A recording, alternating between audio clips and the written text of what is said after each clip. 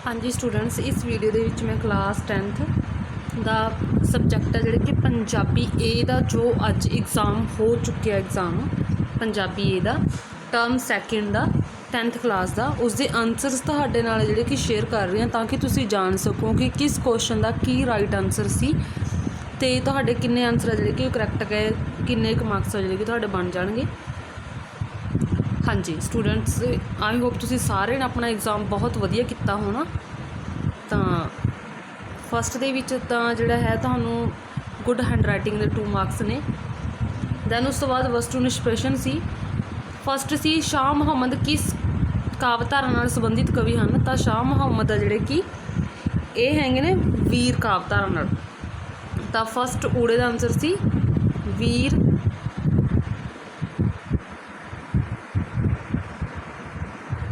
काव धारा। ठीक है।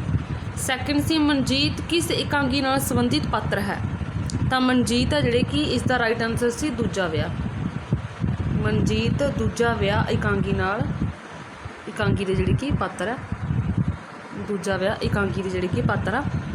तो दूजा विआह एकांगी संत सिंह सेखों की लिखी हुई है। दैन उस तो बाद ईडी क्वेश्चन सी एक पैर घट तुरना कहानी की लेखक अजीत कौर है कि यह कथन सही है या गलत।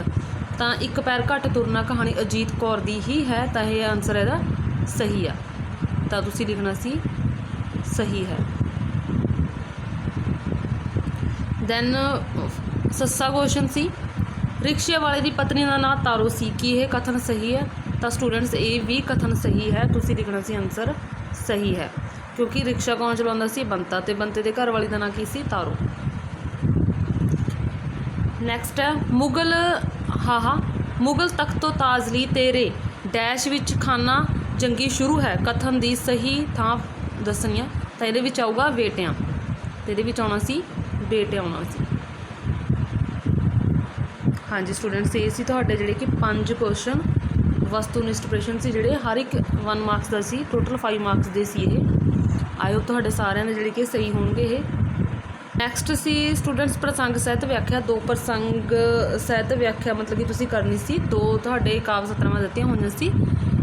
तो फस्ट जिहड़े कि ये सी एक तुहानूं किस्सा काव्य दे विचों आई हुई सी, एक जिहड़ी कि गुरमत काव्य दे विचों जो ऊड़े भाग दे विच सी, गुरमत काव्य दे विचों सी। मिठ बोलड़ा जी हर सज्जन स्वामी मोहरा हो संभली थके जो कदे ना बोले कौरा कौड़ा बोलना जाने पूर्ण भगवान ने अवगुण को ना चितारे पतित पावन हर विरत सदाए एक तिल नहीं भन्ने काले। तो यह जिहड़े कि ये वाला जो है प्रसंग तुहानूं मतलब कि जिसकी तुसीं व्याख्या करनी सी काव्य टोटे की काव्य सत्रावां दी। तो यह काव्य सतरां सी गुरमत काव्य दे विचों श्री गुरु अर्जन देव जी दी। तो ये सतरां ने श्री गुरु अर्जन देव जी।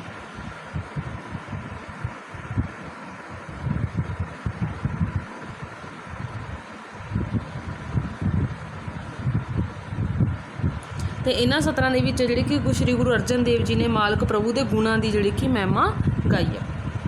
हाँ जी नैक्सट सी प्रसंग तुहाडा 2 मार्क्स दस दैन 3 नंबर की जिहड़ी कि व्याख्या सी। अगे अगला सी जो ये वाला सी ये तुहानूं आया सी किस्सा काव्य दे विचों।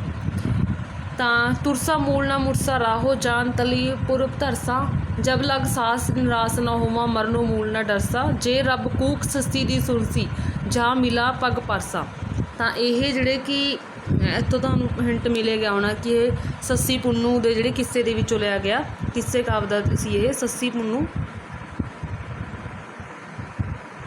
दे किस्से दे विचों लिया गया है जिहड़े कि सतरावां ने। तो सस्सी पुन्नू दा किस्सा है तुहाडे पाठ पुस्तक दे विच हाशम दी जिहड़ी सस्सी बहुत ज़्यादा फेमस होया है किस्सा हाशम शाह दे जिहड़े कि लिखा होया सी। इसकी तुसी व्याख्या करनी सी। दैन एक जिहड़े कि केंद्री भाव करना सी, तुसी 2 दिते हुए सी, दोनों दे विचों एक करना सी इश्क दी नवीं नवीं बहार बुल्ले शाह दी। ये जिहड़े कि सूफी काव्य दे विचों सी। जंग दा हाल है जिहड़े कि वीर काव्य दे विचों सी।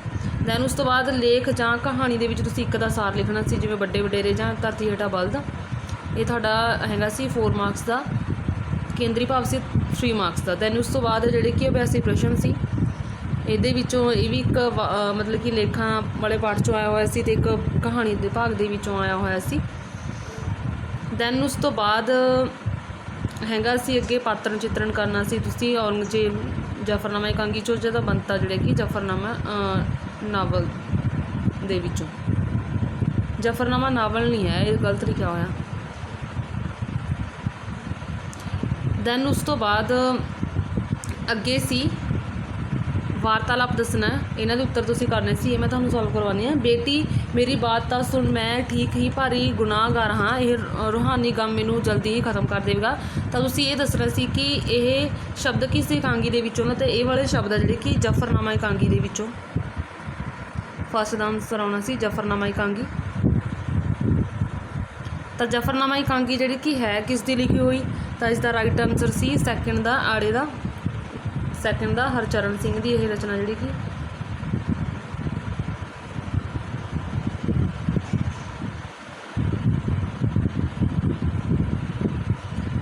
ਥਰਡ ਸੀ ਇਸ ਇਕਾਂਗੀ ਦਾ ਪਾਤਰ ਬੇਟੀ ਨੂੰ ਕੀ ਅਹਿਸਾਸ ਕਰਵਾਉਂਦਾ, ਤਾਂ ਇਸ ਇਕਾਂਗੀ ਦਾ ਜਿਹੜੇ ਕਿ ਪਾਤਰ ਹੈ ਔਰੰਗਜ਼ੇਬ ਇਹ ਅਹਿਸਾਸ ਕਰਾਉਂਦਾ ਕਿ ਉਹ ਭਾਰੀ ਜਿਹੜੇ ਕਿ ਗੁਨਾਹਗਾਰ ਹੈ, ਅਤੇ ਉਹਨੂੰ ਇਹ ਜਿਹੜੇ ਕਿ ਕੰਮ ਬਹੁਤ ਜਲਦੀ ਖ਼ਤਮ ਕਰ ਦੂਗਾ, ਉਹਨੂੰ ਜਿਹੜੇ ਕਿ ਇਸ ਚੀਜ਼ ਤੋਂ ਉਹ ਬੇਵੱਸ ਹੈ। ਦੈਨ ਉਸ ਤੋਂ ਬਾਅਦ ਜਾਂ ਪਾ ਕੇ ਸੀ ਕਿ ਵੀ ਤੁਸੀਂ ਇਸ ਦੇ ਆਨਸਰ ਕਰਨੇ ਨੇ। ਇਹ ਗੱਲ ਉਹਨਾਂ ਨੇ ਆਪ ਵਧਾ ਦਿੱਤੀ, ਅੱਛਾ ਭਰਾਵੇ ਦੰਦੇ ਨੂੰ ਦੂਜੇ ਵਿਆਹ ਦੇ ਤੁਹਾਨੂੰ, ਤਾਂ ਇਹ ਸ਼ਬਦ ਕਿਸ ਇਕਾਂਗੀ ਦੇ ਵਿੱਚੋਂ ਨੇ, ਤਾਂ ਇਹ ਦੂਜੇ ਵਿਆਹ ਤੋਂ ਤੁਹਾਨੂੰ ਇੱਥੋਂ ਹਿੰਟ ਮਿਲ ਗਿਆ ਹੋਣਾ ਕਿ ਇਹ ਦੂਜਾ ਵਿਆਹ ਇਕਾਂਗੀ ਦੇ ਵਿੱਚੋਂ ਨੇ।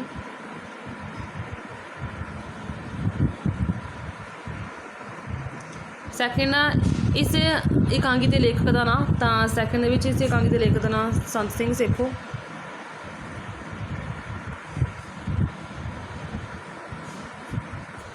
ਥਰਡ ਹੈ ਸ਼ਬਦ ਕਿਸ ਨੇ ਕਹੇ, ਤਾਂ ਇਹ ਸ਼ਬਦ ਆ ਜਿਹੜੇ ਕਿ ਸੁਖਦੇਵ ਨੇ ਕਹੇ ਨੇ। ਸ਼ਬਦ ਕਿਸ ਨੇ ਕਿਸ ਨੂੰ ਕਹੇ, ਇਹ ਜਿਹੜੇ ਕਿ ਸੁਖਦੇਵ ਨੇ ਜਿਹੜੇ ਕਿ ਸੁਖਦੇਵ ਕੌਰ ਨੂੰ ਕਹੇ। ਦੈਨ ਹੇਠ ਲਿਖੇ ਵਾਰਤਾਲਾਪ ਵਿੱਚ ਕਿਸੇ ਇੱਕ ਦੀ ਪ੍ਰਸੰਗ ਸਹਿਤ ਤੁਸੀਂ ਵਿਆਖਿਆ ਲਿਖਣੀ ਸੀ। ਹਾਂਜੀ 9th ਦਾ ਊੜਾ, ਤੈਨੂੰ ਲੋੜ ਪਊ ਸ਼ਾਮ ਨੂੰ, ਕਿਸ ਵੇਲੇ ਭਾਣ ਖੁਣੋ ਸਵਾਰੀ ਨਹੀਂ ਮਿਲਦੀ, ਤਾਂ ਇਹ ਸ਼ਬਦ ਆ ਜਿਹੜੇ ਕਿ ਨਾਵਲ ਦੇ ਵਿੱਚੋਂ ਲਏ ਗਏ ਨੇ। ਇੱਕ ਹੋਰ ਨਵਾਂ ਸਾਲ ਨਾਵਲ ਦਾ ਨਾਂ ਹੈ, ਇੱਕ ਹੋਰ ਨਵਾਂ ਸਾਲ, ਜਿਹੜਾ ਕਿ ਲਿਖਿਆ ਹੋਇਆ ਇਹ ਨਿਰੰਜਨ ਤਸਨੀਮ ਦਾ, ਨਿਰੰਜਨ ਤਸਨੀਮ ਦਾ ਲਿਖਿਆ ਹੋਇਆ ਨਾਵਲ ਹੈ, ਇਸ ਦੇ ਵਿੱਚੋਂ ਲਿਆ ਗਿਆ। ਅਤੇ ਇਹ ਜਿਹੜੇ ਕਿ ਤਾਰੋ ਨੇ ਬੰਤੇ ਨੂੰ ਸ਼ਬਦ ਕਹੇ ਨੇ, ਅਤੇ ਇਹ ਜਦੋਂ ਕਹਿੰਦੀ ਹੈ, ਜਦੋਂ ਜਿਹੜੇ ਕਿ ਬੰਤਾ ਜਿਹੜੇ ਕਿ ਦੁਪਹਿਰ ਨੂੰ ਘਰ ਆਰਾਮ ਕਰਨ ਲਈ ਆਉਣ ਸਮੇਂ ਉਸ ਨੂੰ ਬੋਝੇ ਦੇ ਵਿੱਚੋਂ ਪੈਸੇ ਕੱਢ ਕੇ ਦਿੰਦਾ, ਤਾਂ ਤਾਰੋ ਉਸ ਨੂੰ ਜਿਹੜੇ ਕਿ ਭਾਨ ਵਾਪਸ ਕਰਦੀ ਹੈ, ਪਰ ਉਹ ਉਸ ਨੂੰ ਜਿਹੜੇ ਕਿ ਭਾਨ ਵੀ ਆਪਣੇ ਕੋਲ ਰੱਖਣ ਲਈ ਕਹਿੰਦਾ ਠੀਕ ਹੈ। ਦੈਨ ਉਸ ਤੋਂ ਬਾਅਦ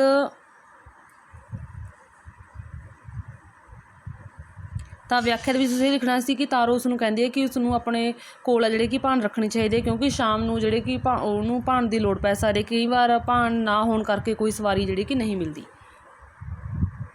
ਦੈਨ ਹੈ ਐੜੇ ਦੇ ਵਿੱਚ, ਐੜੇ ਹੈ ਖੇਡੀਆਂ ਮੱਲਿਆਂ ਕਰਨਾ ਬੱਚਿਆਂ ਨਾਲ, ਤੂੰ ਤਾਂ ਉਹਨਾਂ ਨੂੰ ਬੁਲਾਉਂਦੀ ਹੀ ਨਹੀਂ, ਤਾਂ ਇਹ ਜਿਹੜੇ ਕਿ ਸ਼ਬਦ ਨਿਰੰਜਨ ਤਸਨੀਮ ਦੇ ਨਾਵਲ ਇੱਕ ਹੋਰ ਨਵਾਂ ਸਾਲ ਦੇ ਵਿੱਚੋਂ ਜਿਹੜੇ ਕਿ ਲਏ ਗਏ ਨੇ। ਤਾਂ ਇਸ ਦੇ ਵਿੱਚ ਜਿਹੜੇ ਕੁਸਮ ਦੇ ਵਡੇਰੀ ਉਮਰ ਦੇ ਬਾਪ ਨੇ ਆਪਣੀ ਜਵਾਨ ਪਤਨੀ ਨੂੰ ਉਦੋਂ ਕਹਿੰਦਾ ਇਹ ਸ਼ਬਦ ਕਿ ਜਦੋਂ ਉਸ ਨੂੰ ਜਿਹੜੇ ਕਿ ਚੰਗੇ ਕੱਪੜੇ ਪਵਾਉਣੇ ਚੰਗੇ ਨਹੀਂ ਲੱਗਦੇ, ਅਤੇ ਉਸ ਨੂੰ ਜਿਹੜੇ ਕਿ ਭੁੱਖ ਵੀ ਨਹੀਂ ਲੱਗਦੀ। ਤਾਂ ਇਹਦੇ ਵਿੱਚ ਵਿਆਖਿਆ 'ਚ ਤੁਸੀਂ ਇਹ ਲਿਖਣਾ ਸੀ, ਵਡੇਰੀ ਉਮਰ ਦਾ ਪਤੀ ਆਪਣੀ ਜਵਾਨ ਪਤਨੀ ਨੂੰ ਕਹਿੰਦਾ ਕਿ ਉਹ ਉਸਦੇ ਬੱਚਿਆਂ ਨਾਲ ਖੇਡ ਮੱਲ ਕੇ ਖੁਸ਼ ਰਿਹਾ ਕਰੇ, ਪਰ ਉਹ ਤਾਂ ਉਹਨਾਂ ਨੂੰ ਜਿਹੜੀ ਕਿ ਬੁਲਾਉਂਦੀ ਨਹੀਂ, ਇਹ ਠੀਕ ਨਹੀਂ। ਠੀਕ ਹੈ, ਇਹ ਸੀ ਸਟੂਡੈਂਟਸ ਤੁਹਾਡਾ ਇਗਜ਼ਾਮ ਜੋ ਹੋ ਚੁੱਕਿਆ ਉਸਦੇ ਆਨਸਰਸ। ਆਈ ਹੋਪ ਤੁਸੀਂ ਆਪਣਾ ਇਗਜ਼ਾਮ ਬਹੁਤ ਵਧੀਆ ਕੀਤਾ ਹੋਣਾ, ਅਤੇ ਤੁਸੀਂ ਆਪਣੇ ਜਿਹੜੇ ਕਿ ਆਨਸਰ ਹੋਣਾ ਮੈਚ ਵੀ ਕਰ ਲਏ ਹੋਣ। ਥੈਂਕਸ।